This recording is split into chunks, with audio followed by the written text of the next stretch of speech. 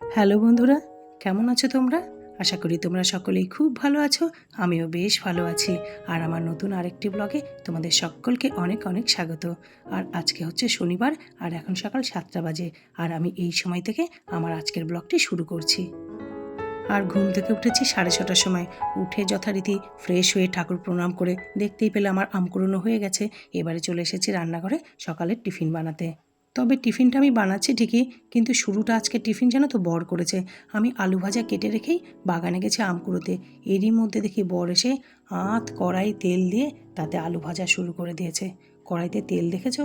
দেখো, এই কাণ্ডগুলোর জন্যই জানো তো বরকে আমি খুব বেশি একটা রান্না করে আসতে দিতে চাই না। মানে রোজ না, মাঝে মাঝে ঠিক আছে, কিন্তু রোজ না ওকে রান্না করে কিছু করানো যায় না। নইলে এমন একটা কাণ্ড করে। ওটা সকালবেলার আলু ভাজার তেল বলো, কত তেলের মধ্যে আলু ছেড়ে দিয়েছে দেখো।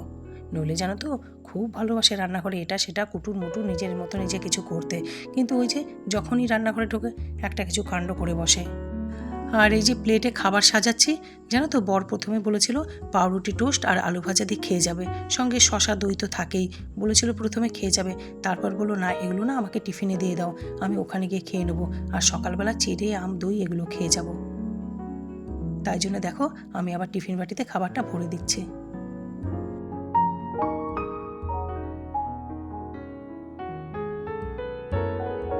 তবে এটা কিন্তু ঠিক বলো, সকালবেলা ওই পাউরুটি টোস্ট বা চাও ম্যাগি, এই রুটি এই গরমে এগুলো খাওয়ার থেকে জানো তো সকাল সকাল এরকম ঠান্ডা আম চিড়ে দই এগুলো খেয়ে যাওয়া অনেক ভালো। এতে পেটটাও ভরে আর শরীরের জন্য খুব উপকার। কিন্তু তা বলে তো ও রোজ এই খাবারগুলো খাবে না। খেয়ে গেলে তো খুবই ভালো হতো, বা একটু সেদ্ধ ভাত গলা ভাত খেয়ে গেলে তো খুবই ভালো হতো, কিন্তু সেগুলো তো ও রোজ খাবে না। এখন যেহেতু খুব গরম পড়েছে, ওর এই চিড়ে টিড়ে খেয়ে যেতে ভাল লাগছে, তাই একদিন জানো তো এখন চিড়ে আম এগুলো খেয়ে যাচ্ছে। নইলে ও সকালবেলা ঘুম থেকে উঠে যেদিন যেটা বলে যে আজকে আমি এইটা টিফিন করব, আমি সেই মতো ওকে টিফিন করে দিই, ও সেটা খেয়ে যায় বা নিয়ে যায়। পুরো নিজের মর্জির মালিক আর কি। বর তো অফিস চলে গেছে, আর তারপরে আজকে জানো তো আমি খুব তাড়াতাড়ি টিফিন খেয়ে নিয়েছি। বর অফিস যাবার পর আমি জামা কাপড়গুলো ভিজালাম, তারপর টিফিনটা খেয়ে সোজা চলে এসেছি ব্যালকনিতে। আজকে পুরো ব্যালকনির গাছগুলোতে জল দিয়ে ভালো করে ধুয়ে দেবো। আজ শুধু ব্যালকনি না, পুরো দোতলাটায় না গুছিয়ে পরিষ্কার করব। আর বন্ধুরা কি বলবো, আমাদের এদিকে যে কি গরম পড়েছে, মানে টেকাই যাচ্ছে না, পুরো জ্বালা জ্বালা করছে জানো তো শরীরটা, এত গরম লাগছে। একদম বৃষ্টি হচ্ছে না। মাঝখানে কতদিন বলছিলাম না যে এবারটা বেশ ভালো বৃষ্টি হচ্ছে, কিন্তু আমি ঘুরে আসার পর জানো তো টানা 10 দিন হয়ে গেল, 10 দিন কি 11 দিন হয়ে গেল, একটু বৃষ্টির কোনো দেখা নেই।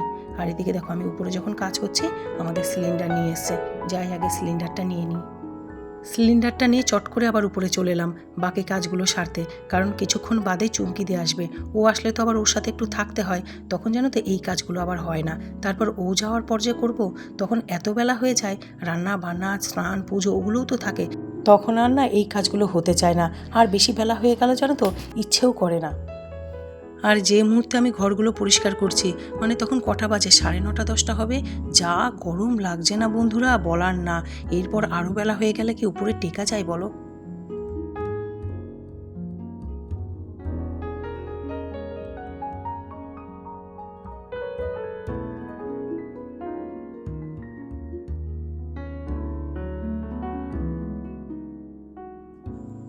ওদিকটা তো পরিষ্কার হয়ে গেল, এবার চলে এসেছি আমি আমার রুমটা পরিষ্কার করতে। তবে এই রুমটা আজকে গুছাবোই শুধু না, পুরো পর্দাগুলো জানো তো চেঞ্জ করব।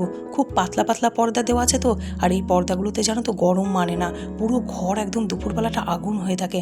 তাই জন্য বেশ কয়েকদিন ধরেই ভাবছিলাম যে পর্দাগুলো চেঞ্জ করে দিই, কিন্তু সেটা আর করে ওঠা হচ্ছিল না। আজকে ভাবছি করেই নিই পর্দাগুলো চেঞ্জ। আর এই ঘরের আরেকটা সেট পর্দা জানো তো আমার আছে ডিভানে, ওই যে যেরকম পর্দা ব্যালকনির ঘরে মেয়ের ঘরে আছে, সেম পর্দা আমার এই রুমটার জন্যও আছে। কিন্তু আমার এই পাতলা আবার পর্দাগুলো ভাল লাগতো এই ঘরটাতে, যেহেতু কালারটা একটু বেগুনি ঘেঁষা, এই পর্দাগুলো বেগনি বেগনি, তাই জন্য আমি এটা লাগিয়েছিলাম। কিন্তু এখন মনে হচ্ছে শুধু ফেন্সি নয়, মোটা কাপড়ের পর্দা চাই সুতির, সেটা যখন আছে সেটাই লাগিয়ে নিই, কারণ ঘরটায় জানো তো টেকা যায় না দুপুরের দিকে। আর তাছাড়া কি বলো তো, পুরো তোষক টোষকগুলো না গরম হয়ে থাকছে, রাতের দিকেও ঠান্ডা হচ্ছে না। এখন যেহেতু খুব গরম, আমরা তো নিচে শুয়ে যাচ্ছি, আমাদের অসুবিধা হচ্ছে না, কিন্তু কটা দিন পর না ফুল আর প্রসেনজিৎ দুজনই আসবে, তখন তো ওরা এই রুমটাতে শোবে। তো তাই জন্য ভাবলাম না আগে ভাগে পর্দাগুলো অন্তত চেঞ্জ করি, কিছুটা হলেও ঘরটা ঠান্ডা থাকবে।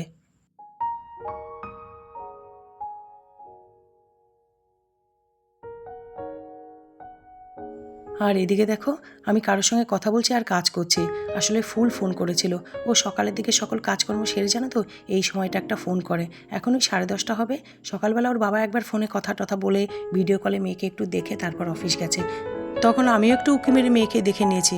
কিন্তু ওই সময়টাতে না না মেয়ের সময় থাকে বেশি কথা বলার, না আমার সময় থাকে। আমারও কাজ থাকে আর মেয়েরও তো সংসার, ওরও তো সংসারের কাজ থাকে। তাই ওই সময়টা না সেরকম একটা আমরা কথা বলি না। এই যে বেলার দিকে ও মোটামুটি টুকটাক ওর যা কাজ আছে সেগুলো সেরে এই সময়টাতে একটা ফোন করে। তখন মা মেয়ে বেশ খানিকক্ষণ গপ্প করে নিই কাজের ফাঁকে ফাঁকে।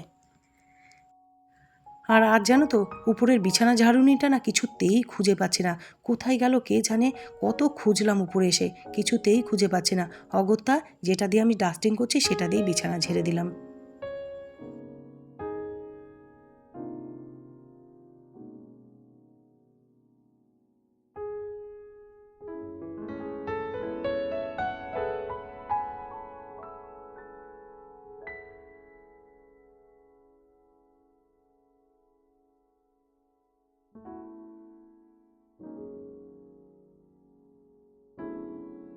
পুরো ঘর আমার পরিষ্কার হয়ে গেছে। আর দেখো পর্দাগুলো চেঞ্জ করাতে কি সুন্দর লাগছে ঘরটা, পুরো অন্যরকম লাগছে না? পুরনোই পর্দা, নতুন নয়, কিন্তু যেই চেঞ্জ করেছি দেখো পুরো ঘরের একঘেয়েমিটা কেটে গেছে। আর পর্দাগুলো জানো তো বেশ ভালো এবং সুতির।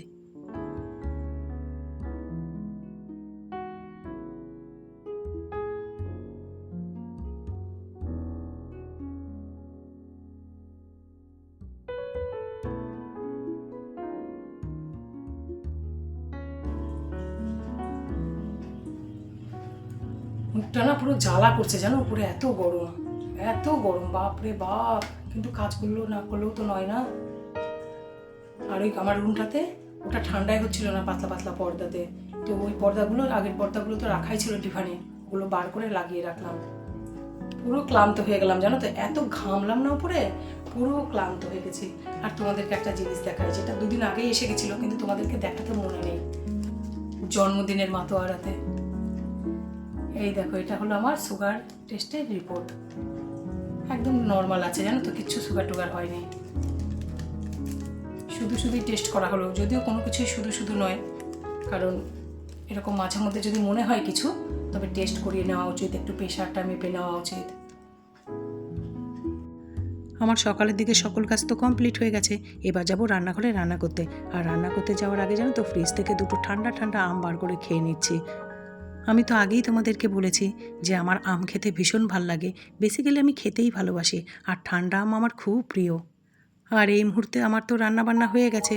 আমি চলে এসেছি বাইরে, কাপড় চোপড় মেলা আছে, শুকিয়ে গেছে, সেগুলো উঠাতে। আর আজকে জানো তো রান্না তেমন কিছু করিনি, খুব সিম্পল।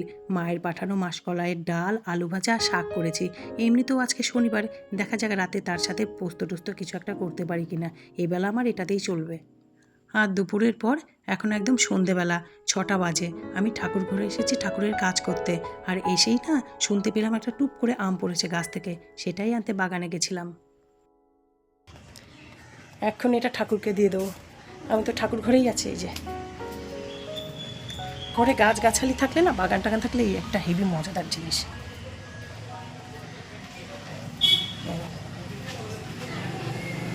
আবার আওয়াজ হয়েছে, কি করব, এটা তো সারা রাত পরেই থাকবে, যাই আর একটাও নিয়ে আসি। এই করতে থাকি আজকে, যে ঠাকুর ঘরে কাজ না সেরে এইগুলো করতে থাকি। ওই ওঠ, অবস্থা দেখো, কোনো গুরুক্ষেপ নাই, একদম মহা আনন্দে। তবে জানো তো এই দিকের এই যে এই মেঝেটা না একটু ঠান্ডা, আসলে ঘরের ছাওয়াগুলো পড়ে তো। আর এই দিকটা না পুরো গরম। সামনের দিকটা জানো তো গরম খুব, থাকবেই বা কী করে ওরা, ওই জন্যে ওই গলির দিকে শুয়ে রয়েছে। বন্ধুরা তোমরা তো দেখতেই পেলে, এই আম দুটো আমি এক্ষুনি বাগান থেকে কুড়িয়ে এনেছি। আর এই আম দুটো দিয়ে আজকে সন্ধ্যাবেলা ঠাকুরের ভোগ দেওয়া হবে। আর আমি আমার আজকের ব্লগ এখানেই শেষ করব। আবার তোমাদের সঙ্গে দেখা হবে নতুন একটি সুন্দর ঝকঝকে ব্লগের সঙ্গে। আর ততক্ষণ আমার সকল বন্ধুরা তোমরা ভালো থাকবে, সুস্থ থাকবে, পজিটিভ থাকবে। আর আমার ব্লগটি যদি তোমাদের ভালো লাগে তাহলে একটি লাইক করবে, শেয়ার করবে, আর প্লিজ আমার চ্যানেলটি সাবস্ক্রাইব করে দিও। বাই।